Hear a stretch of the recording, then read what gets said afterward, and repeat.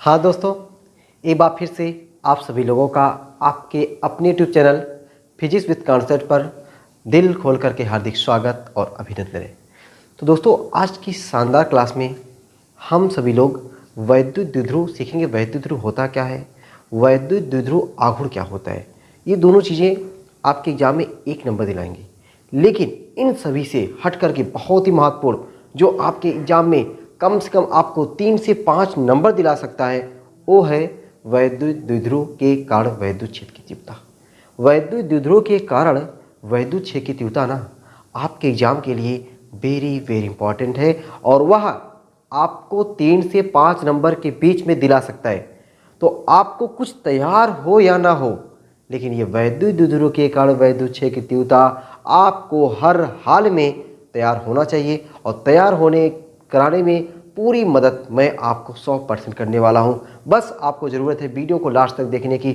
आप लास्ट तक देखने के बाद आपके दिमाग में ये आ जाएगा कि मुझे 3 नंबर या 5 नंबर आया तो मैं इसको लेकर रहूँगा, ये मुझसे मिस हो ही नहीं सकता है। इतना आसान कि आप सोच नहीं सकते।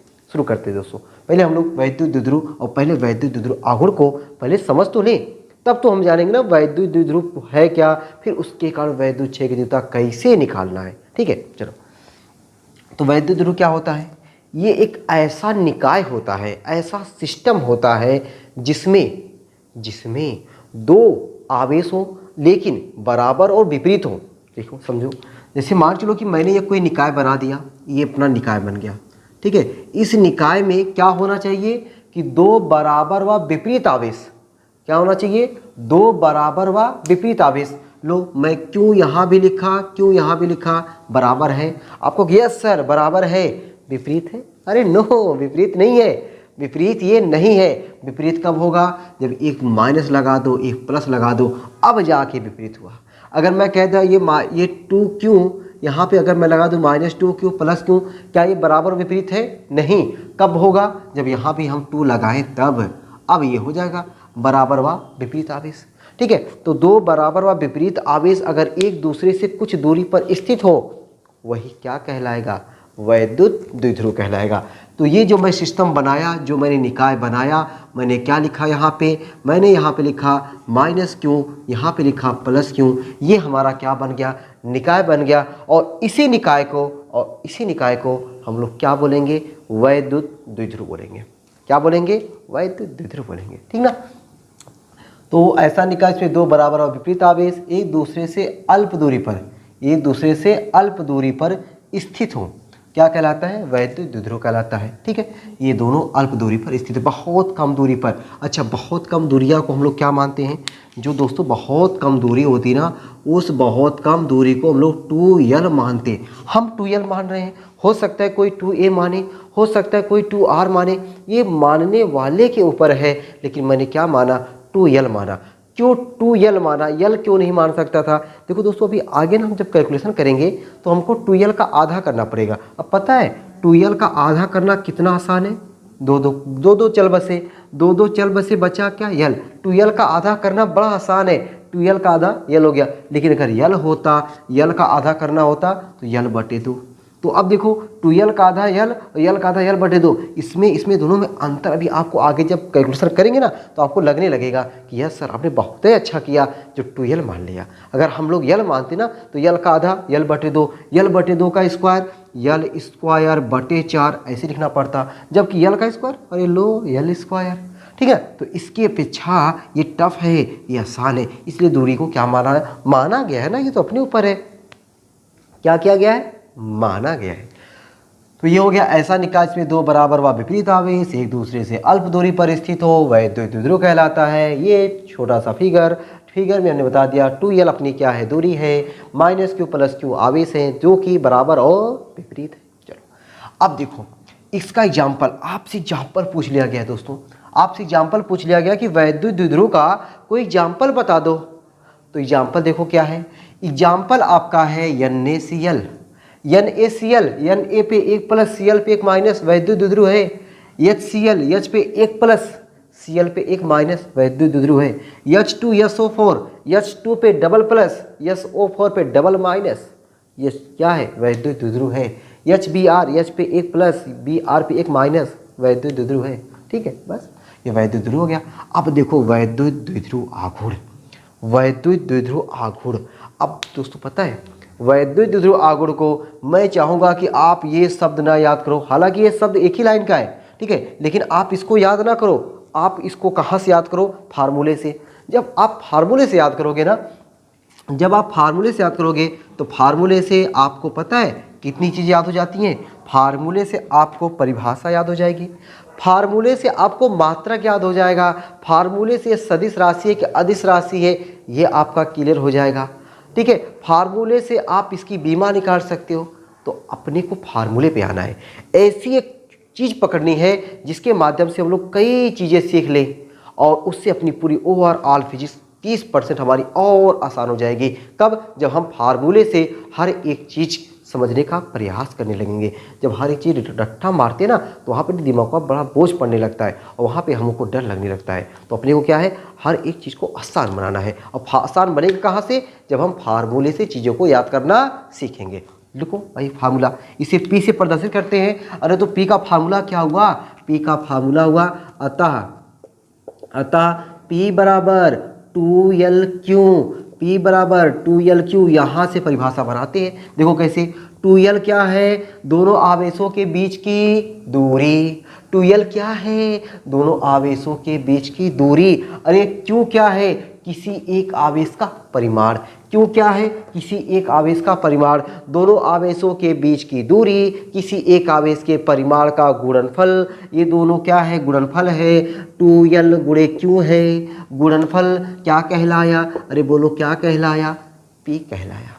क्या कहलाया? P कहलाया। देखो वैद्युत द्विध्रुव के बीच की दूरी, वैद्युत द्विध्रुव ये है, इसके बीच की दूरी, वैद्युत द्विध्रुव के बीच की दूरी तथा किसी एक आवेश के परिमाण का गुणनफल को, किसी एक आवेश के परिमाण के गुणनफल को वैद्युत द्विध्रुव आघूर्ण कहते हैं। तो ये चीज़ आपको कहाँ से? यहाँ से दोनों आवेशों के बीच की दूरी और आवेश के परिमाण के गुणनफल को, ठीक है ना। ठीक है, ये आपका दोनों आवेशों के बीच की दूरी, वैद्युत द्विध्रुव के दोनों आवेशों के बीच की दूरी, ऐसे लिख के आया परिभाषा, वैद्युत द्विध्रुव के दोनों आवेशों के बीच की दूरी। ठीक है, थोड़ा ऐसे कर दे, थोड़ा अच्छा लगेगा, ठीक ना। वैद्युत द्विध्रुव के दोनों आवेशों के बीच की दूरी, दोनों आवेशों के बीच की दूरी, दूरी तथा किसी एक आवेश के परिमाण के गुणनफल को वैद्युत द्विध्रुव आघूर्ण कहते हैं। ठीक ना। तो परिभाषा कहाँ से? परिभाषा यहाँ से। ठीक है, अब परिभाषा हो गया, मात्रक, बीमा, सदिश है कि अदिश है, सब सब सब हो जाएगा। देखो कैसे, मात्रक पहले देखो, मात्रक देखो भाई, मात्रक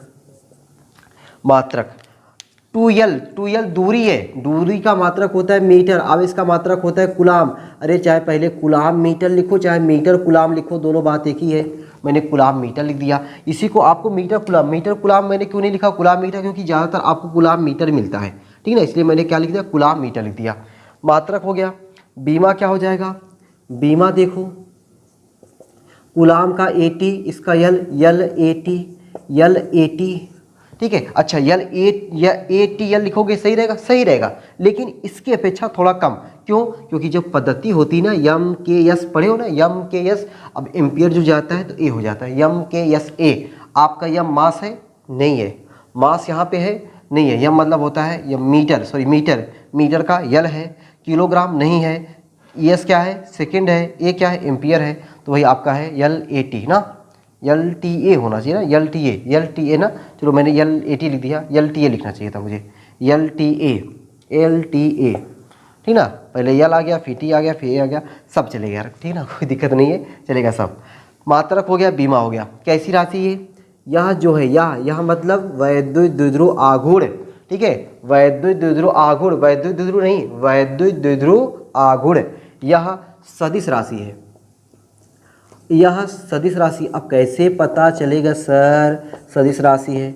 यह सदिश राशि है जिसकी दिशा, अच्छा सदिश राशि है, जितनी सदिश राशियाँ होती हैं, जितनी भी सदिश राशियाँ होती हैं, सब में परिमाण के साथ साथ दिशा होता है। और दिशा अगर आप जानना सीख गए तो समझो कि आपको काफ़ी हद तक समझना आसान हो गया। जिसकी दिशा माइनस क्यू से प्लस क्यू की ओर होती है, माइनस क्यू से प्लस क्यू की ओर होती है, क्यू की ओर होती है। किसकी दिशा? वैद्युत द्विध्रुव आघूर्ण। तो मुझे बार बार वैद्युत द्विध्रुव आघूर्ण 3 वर्ड बोलना पड़ रहा है, एक वैद्युत ध्रुव, एक वैद्युत, एक द्विध्रुव, एक आघूर्ण। तो मैं इतना नहीं बोलूंगा ना, वैद्युत द्विध्रुव आघूर्ण ना बोल करके क्या बोलेंगे? पी। देखो पी फॉर पापा, पी से ना। यह सदिश राशि है जिसकी दिशा माइनस क्यू से प्लस क्यू की ओर होती है। अब मैं दोस्तों आपको बताने वाला हूं कि कैसे पता चलेगा कि ये सदिश राशि है ना। चलो देखो ध्यान से देखना था, ये देखो ये माइनस क्यू और ये plus Q, minus Q plus Q के बीच का ये विस्थापन है, माइनस क्यू और प्लस क्यू के बीच का ये विस्थापन है। तो ये विस्थापन वर्ड नहीं बोला जाता है, बार बार दूरी दूरी बोला जाता है। तो आपके दिमाग में ये हमेशा सेट रहता है कि दूरी अदिश है, विस्थापन सदिश है। लेकिन दूरी और विस्थापन की जो परिभाषा अगर देखा जाए तो दूरी क्या होती है? पथ की लंबाई। तो यहाँ से यहाँ तक की लंबाई वही दूरी हुआ, दूरी यही ना, पथ की लंबाई। अच्छा, विस्थापन क्या हुआ? प्रारंभिक बिंदु और अंतिम बिंदु के बीच की न्यूनतम दूरी, है ना। प्रारंभिक बिंदु और अंतिम बिंदु के बीच की न्यूनतम दूरी, प्रारंभिक बिंदु यहाँ पे, अंतिम बिंदु यहाँ पे, न्यूनतम दूरी, यही हो गया। विस्थापन हुआ कि नहीं? एकदम हुआ। दूरी विस्थापन सेम हुआ कि नहीं? लेकिन बोला क्या जा रहा है? दूरी। दूरी बोलने से दिक्कत क्या हो जा रही है? आपको सदिश राशि समझने में करें। सर दूरी अदिश है, आवेश अदिश है, तो सदिश कहाँ से आया? दूरी अदिश है, आवेश अदिश है, तो सदिश कहाँ से आया? ये कन्फ्यूजन रहता है। लेकिन अब कन्फ्यूजन दूर हुआ ना, क्या कि यहाँ पे ये क्या है? विस्थापन है, लेकिन बोला क्या जा रहा है? दूरी, क्योंकि जो विस्थापन है दूरी की मात्रा के बराबर है। चलो, तो ये क्या हुआ? सदिश राशि हुआ। अच्छा, सदिश राशि है तो दिशा किधर होगा? विस्थापन की दिशा में, क्योंकि भाई विस्थापन तो सदिश है, आवेश तो कोई दिशा तो है नहीं। विस्थापन की दिशा में, विस्थापन किधर है? माइनस क्यू से प्लस क्यू, माइनस क्यू से प्लस क्यू। अरे जिसकी दिशा माइनस क्यू से प्लस क्यू की ओर होती है, याद रहेगा ना। वैद्युत द्विध्रुव आघूर्ण यानी पी का मात्रा कूलाम मीटर, बीमा LAT या LTA, जौने लिख दो, तीनों आना चाहिए, LAT TA कुछ तीनों रहना चाहिए बस। दिशा क्या है? माइनस क्यू से प्लस क्यू। समझ में आ गया? दिशा सदिश क्यों है? समझ में आ गया। चलो भाई, मैंने बता दिया आपको वैद्युत द्विध्रुव और वैद्युत द्विध्रुव आघूर्ण। अब दोस्तों हम लोग देखेंगे ये जो वैद्युत द्विध्रुव है इसके कारण वैद्युत क्षेत्र की तीव्रता, वैद्युत द्विध्रुव के कारण वैद्युत क्षेत्र की तीव्रता। आइए दोस्तों देखते हैं।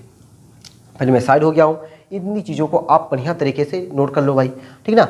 अपना तो मज़ा आ गया होगा एकदम, आपको याद हो गया भाई। मैं कोशिश करता हूँ ना, मैं बार बार कोशिश कर रहा हूँ कि आपको मैं जितना पढ़ाऊँ उतना मैं आपको याद कराते चलूँ, ठीक है। और अगर आपको लग रहा है, आपको लगता है कि आपको पढ़ाते समय मेरे क्लास लेने में अगर आपको याद हो जाता है, उस बात को कमेंट बॉक्स में जरूर मेंशन करो।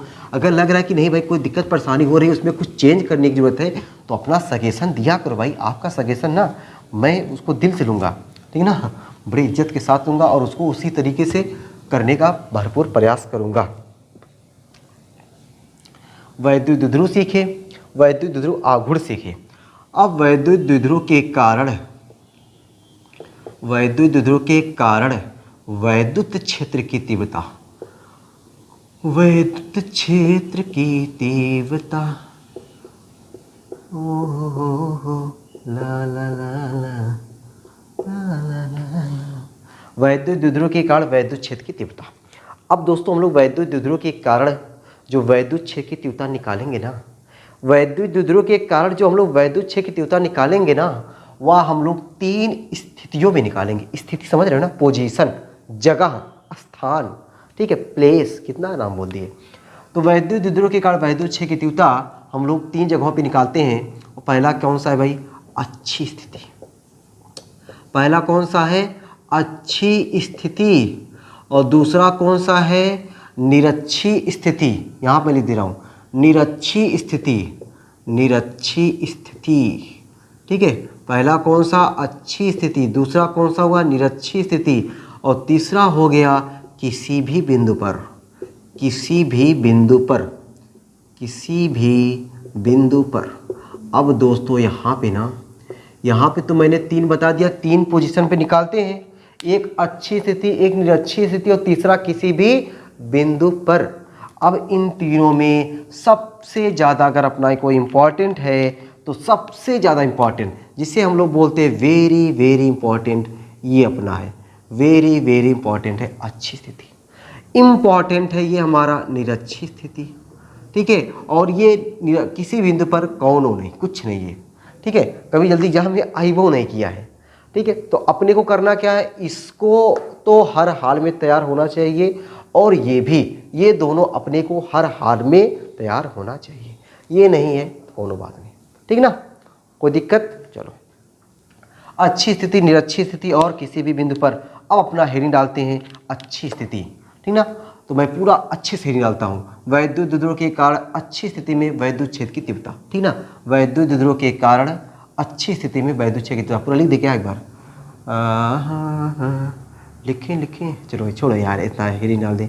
ये देखो लो, पहला अच्छी स्थिति ना, अब तो समझ ही रहे हो, मैंने मेन हेडिंग देखो यहाँ पे डाल ही दिया है, वैद्युत द्विध्रुव के कारण वैद्युत क्षेत्र की तीव्रता। तो यहाँ पे अब चलेगा 3 स्थिति में पढ़ना है अच्छी स्थिति, मतलब मैं कुछ शॉर्टकट कुछ नहीं चल रहा भाई, एकदम पूरा नोट्स आपको ना A to Z बढ़िया से नोट्स भी बनवाने का पूरा मैं प्रयास कर रहा हूँ, ताकि आप एकदम बढ़िया सा नोट्स भी पाओ और बढ़िया तरीके से पढ़ाई भी करो, ठीक है। फ्री में क्या चाहिए। चलो, तो अच्छी स्थिति देखो होता क्या, पहले बढ़िया समझो।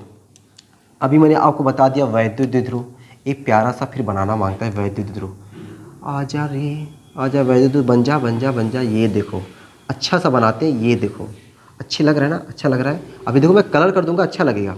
ये अपना कोई निकाय बन गया, ये क्या बन गया, अपना कोई निकाय बन गया। इस निकाय में -q पहले लिखते हैं और +q बाद में लिखते हैं। क्यों ऐसा करते हैं, आपकी जीवन पे जरूर, आपके जेहन में जरूर चल रहा होगा कि सर -q को आप पहले क्यों रहे। अरे भैया विस्थापन है, विस्थापन किनके बीच का प्रारंभिक बिंदु कौन सा है, -q, अंतिम बिंदु कौन सा है, +q, इसीलिए तो इसका जो दिशा होता है -q से प्लस की ओर, ठीक है। तो -q हमेशा पहले रहेगा, ध्यान में रहे, -q हमेशा पहले रहेगा, -q +q। अच्छा, हम लोग टोटल दूरी क्या मानते हैं, टोटल दूरी हम लोग मानते हैं 2l।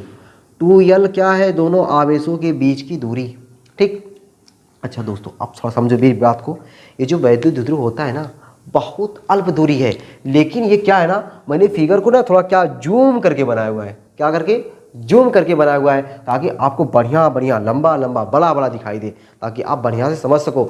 नहीं तो पता है ये -q +q ना इतनी दूरी पर होते हैं, इतनी दूर दिखाई दे रही है एकदम इतनी दूरी पर। अब बताओ, अगर -q +q इतनी दूरी पर है, इतनी दूरी पर है, तो मैं यहाँ पे -q कहाँ लिखूंगा, +q कहाँ लिखूंगा, 2l कहाँ लिखूंगा, हो सकता है, नहीं हो सकता है, ठीक ना।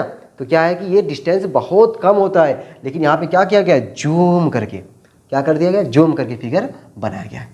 अच्छा, तो ये वैद्युत द्विध्रुव छोटा होता है, इसलिए ना तो यहाँ से निकालते हैं वैद्युत क्षेत्र की तीव्रता, ना तो यहाँ से निकालते हैं, बिचवा में से निकालते हैं।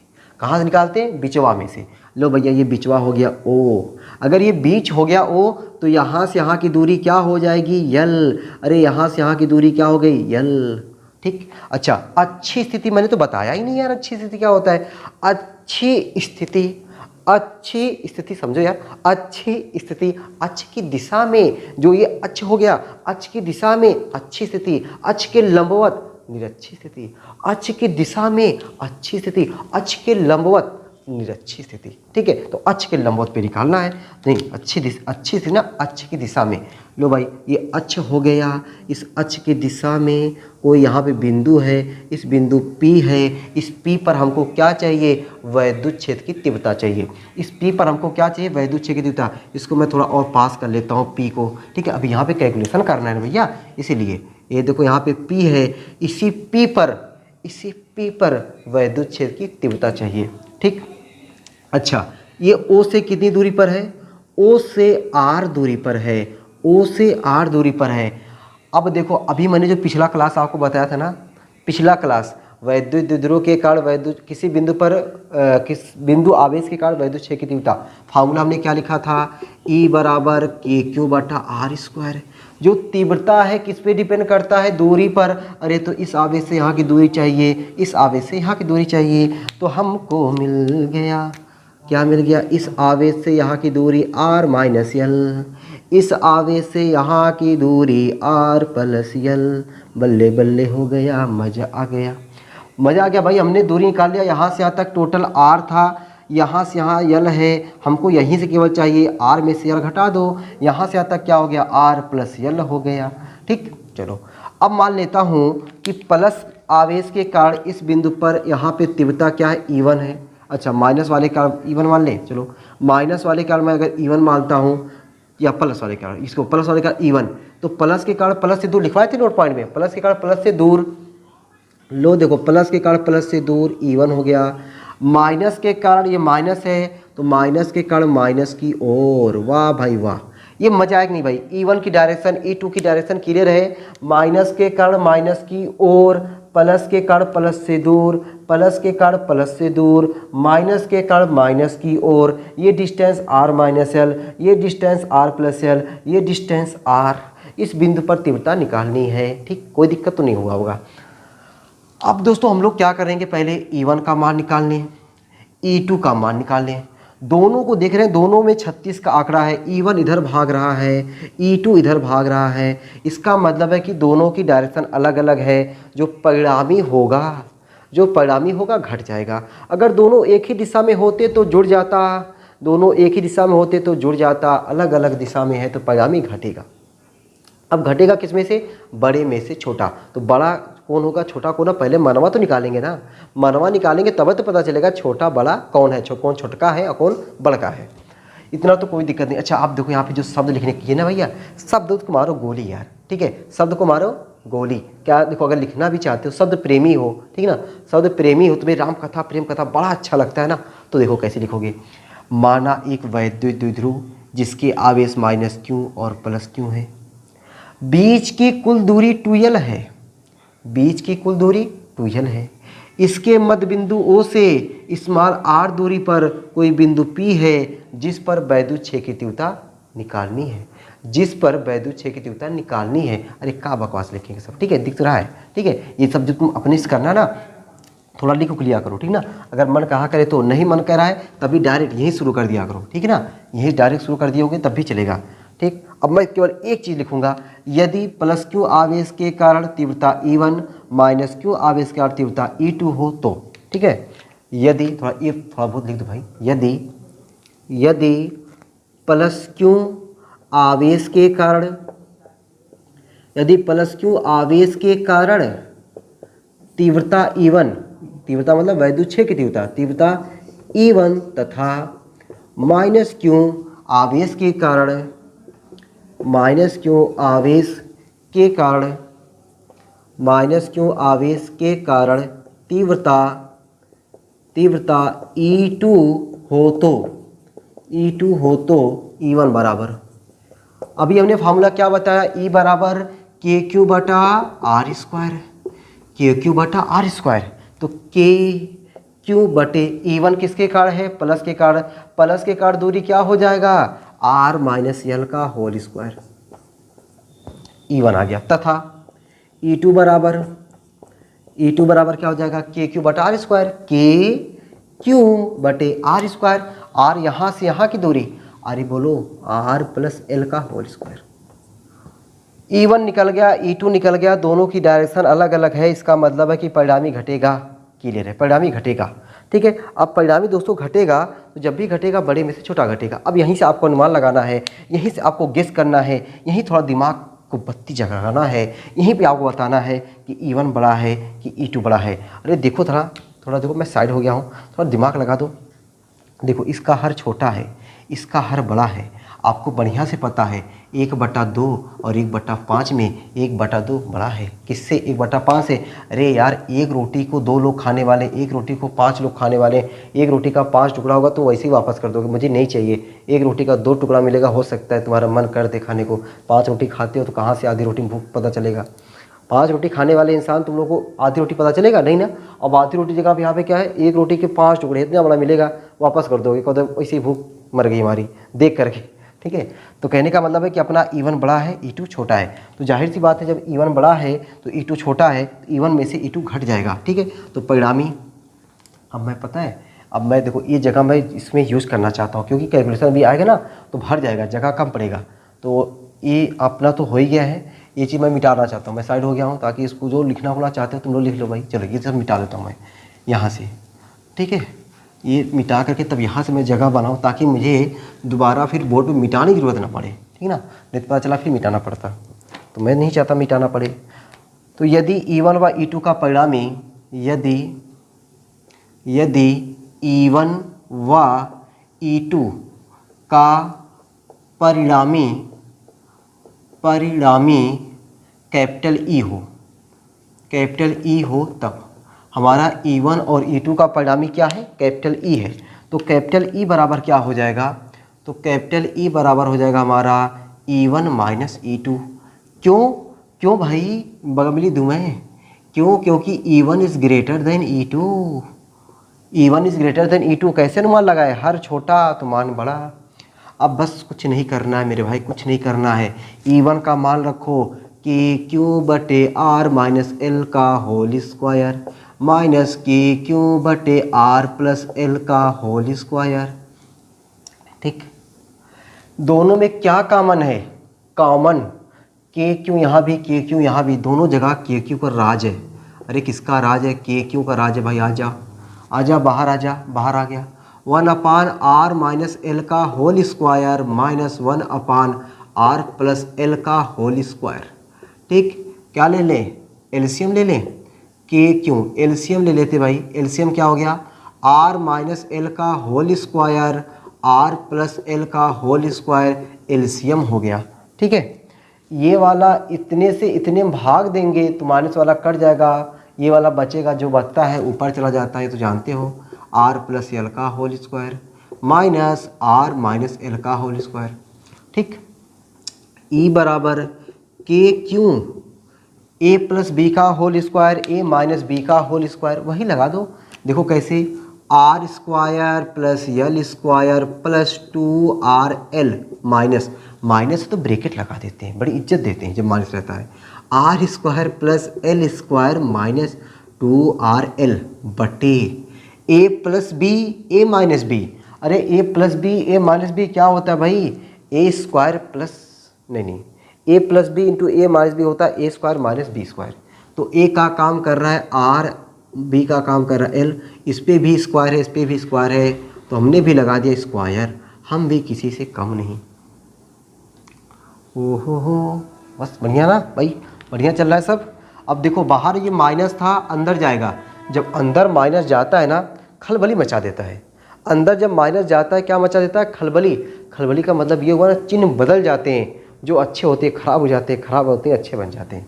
देखो कैसे, E बराबर K Q R square plus L square plus 2RL minus R square minus L square plus 2RL। जितने माइनस थे प्लस हो गए और जितने प्लस थे माइनस हो गए, R square minus L square का होल स्क्वायर। अब देखो जरा, माइनस आर स्क्वायर, वो देखो कितने लोग बर्बाद होने के कगार पे हैं। Minus R square plus R square दोनों आपस में बर्बाद हो गए। एल स्क्वायर कह रहा भाई तू बर्बाद हो रहा है तो मैं भी बर्बाद हो जाऊंगा, मैं भी बर्बाद हो जाऊंगा, बर्बाद हो गया। अरे यहाँ पे 2RL, यहाँ पे 2RL, 2RL 2RL 4RL। तो E बराबर क्या मिल गया, E बराबर मिला के क्यों गुणे 4RL बटे देखो ये जो अपना यल है ना, अपना यल देखो कहाँ से कहाँ तक है, अपना यल यहाँ से यहाँ तक है ना, अपना यल यहाँ से यहाँ तक है। R जो कहाँ से कहाँ तक, R यहाँ से यहाँ तक है। तो R के अगवा यल की औकात जो है ना बहुत कम है। जैसे कोई करोड़पति हो और कोई एक पति हो, एक पति समझ रहे हो, 1 रुपये का, ठीक है। तो 1 करोड़ वाले आदमी के आगे 1 रुपये वाला आदमी की कोई इज्जत है नहीं है ना, मतलब वो बहुत कम है, बहुत कम के आगे, मतलब उसके आगे जीरो है। क्या बोलते हैं हम लोग, कहते हैं अरे उनसे क्या टक्कर लेते, उनके आगे कुछ है यार, बोलते कि नहीं ऐसा, उनसे क्या टक्कर ले रहे हो, उनके आगे कुछ है तो जीरो है उनके आगे, ऐसा बोलते हैं ना। तो ये भी वही हाल यहाँ यल की है बेचारे की। यल आर के आगे क्या है, जीरो है। यल क्या है, आर के आगे जीरो है। अरे जीरो है तो हटाओ ना भाई, जो जीरो रहता है ना उसे कोई इज्जत नहीं होती है, इसलिए जीरो नहीं हीरो बनना है, ठीक है। जीरो नहीं, अपने को हीरो बनना है, हीरो। आर स्क्वायर का स्क्वायर बेचारा आर स्क्वायर इतना बड़ा है, आर स्क्वायर इतना बड़ा है कि वो यल को क्या कर दिया, जीरो कर दिया, जीरो उसके आगे जीरो हो गया। बताओ बेचारे आर की, बेचारे यल की कोई इज्जत ही नहीं है। अब यल तो क्या करे, गुस्सा ही जाएगा।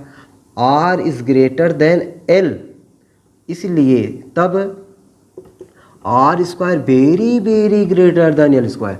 आर यल से बड़ा इसको स्क्वायर कर दोगे ना और वो बड़ा हो जाएगा, ठीक ना, ये चीज़ रहा। अब देखो जरा, अब देखो E बराबर के 2L क्यू, 2L क्यू मैंने लिखा। अभी मैंने पढ़ा था P बराबर 2L क्यू ना। देखो 4 में दो बार, 4 में दो बार है, एक बार मैंने ले लिया। L क्यू मैंने साथ ले लिया, बचा क्या, 4 का 1 2 और 1 R, 4 का 1 2 बचा और R बचा, यहाँ मैंने लिख दिया बटे R की घाते 4, R की घातिया 4। अरे एक R फिर बर्बाद हो गया। कितने बर्बाद हो रहे हो यार तुम लोग, इतने बर्बाद हो जाएंगे, रहेंगे कैसे। E बराबर देखो K और 2L क्यू किसके बराबर, P गुणे आगे है 2 बटे R की घाते 3, R की घाते 3। अरे हमको मिल क्या गया, हमको मिल गया रे 2KP बटा R क्यूब, 2KP बटा R क्यूब मिल गया हमको। बस हमें इससे की तलाश थी, यही तो हमको चाहिए था, 2KP बटा R क्यूब। ये हमारा क्या आया है, अच्छी स्थिति में वैद्युत द्विध्रुव के कारण वैद्युत क्षेत्र की तीव्रता। अच्छी स्थिति में वैद्युत द्विध्रुव के कारण वैद्युत क्षेत्र की तीव्रता एकदम आसान। बस अगर इसमें अगर कहीं जान है, इसमें अगर कहीं आपको डाउट हो सकता है, सिर्फ एक जगह, अगर आपने पिछला क्लास नहीं देखा है तो तमाम प्रकार के डाउट आपके होंगे, लेकिन अगर आपने देख रखा है तो कोई डाउट नहीं। बस अगर नहीं देख रखा है तब के लिए, माइनस क्यों के कारण वैद्युत क्षेत्र माइनस की ओर, प्लस क्यों के कारण वैद्युत क्षेत्र प्लस की ओर। क्यों होता है, कैसे होता है, सब मैंने पिछली क्लास में धीरे धीरे जीरो टू हीरो बनाया आपको। E1 बराबर KQ बटा R स्क्वायर, बेहद फेमस फार्मूला, KQ बटा R स्क्वायर। KQ R का काम R माइनस L कर रहा है, R का काम R प्लस L कर रहा है। बस मान दोनों अलग अलग डायरेक्शन में है, अलग अलग डायरेक्शन में है तो परिणामी घट जाएगा, एक ही डायरेक्शन में है परिणामी जुड़ जाएगा। किसी कोण पर रहते हैं ना, किसी कोण पर अगर हैं तो करडी वाला फार्मूला लगा देते हैं, ये मैंने आपको बल वाले में बताया हुआ था। चलो ठीक, अच्छा एक बात और देखो, यहाँ पे अगर हम K का मानवा रख देते, अगर हम K का मानवा रख देते, नहीं रखोगे तभी सही, अगर रख देते तो, अगर रख देते तो क्या हो जाता, 1/4 पाई एप्सिलॉन 0, ये K का मनवा है, छोटका K का मनवा है, 2P बटा R क्यूब, 2P बटा R क्यूब, ये भी ठीक है। तो आप चाहे ये लिखो चाहे ये लिखो, दोनों बतिया एक का है, ठीक है। 1/4 पाई एप्सिलॉन 0 2P बटा R क्यूब या 2KP बटा R क्यूब, मजा आ गया। उम्मीद है दोस्तों आपको अच्छी स्थिति में वैद्युत द्विध्रुव के कारण जो वैद्युत क्षेत्र की तीव्रता निकाला गया है वो आपको बढ़िया समझ में आ गया है। उम्मीद करता हूं कि आप इस वीडियो को देखने के बाद नोट्स बनाए होंगे, उस नोट्स को 1-2 बार और दोहरा लेना ताकि ये अभी से हमारे लिए तैयार रहे, अभी से हमारे लिए तैयार रहे। ये नहीं कि जनवरी का महीना आएगा तो अपन कुछ और तरीके से पढ़ना शुरू करेंगे, तब भैया ऐसा नहीं होगा, ठीक ना, ऐसा तो नहीं हो पाएगा। अभी इसको तैयार कर लेना है, क्या करना है, अभी तैयार कर लेना है, ठीक है। तो आज की क्लास अगर अच्छी लगी हो, मज़ा आया हो, लगा हो कि हाँ मुझे समझ में आ गया है तो एक लाइक तो बनता है, ठीक है। अगर लगा हो नहीं मज़ा आया तो एक डिसलाइक भी बनता है, ठीक है। आप लोग ऐसे ही हंसते रहो, मुस्कुराते रहो, पढ़ाई लिखाई को शानदार ज़बरदस्त तरीके से करते रहो, और कोई दिक्कत परेशानी हो तो कमेंट बॉक्स आपके लिए खुला है, उसमें अपनी दिक्कत परेशानी को गोली की तरह छाप दो, ठीक है। चलो फिर मिलते हैं आपको अगली क्लास में, ठीक है। चलिए सबको बाय बाय।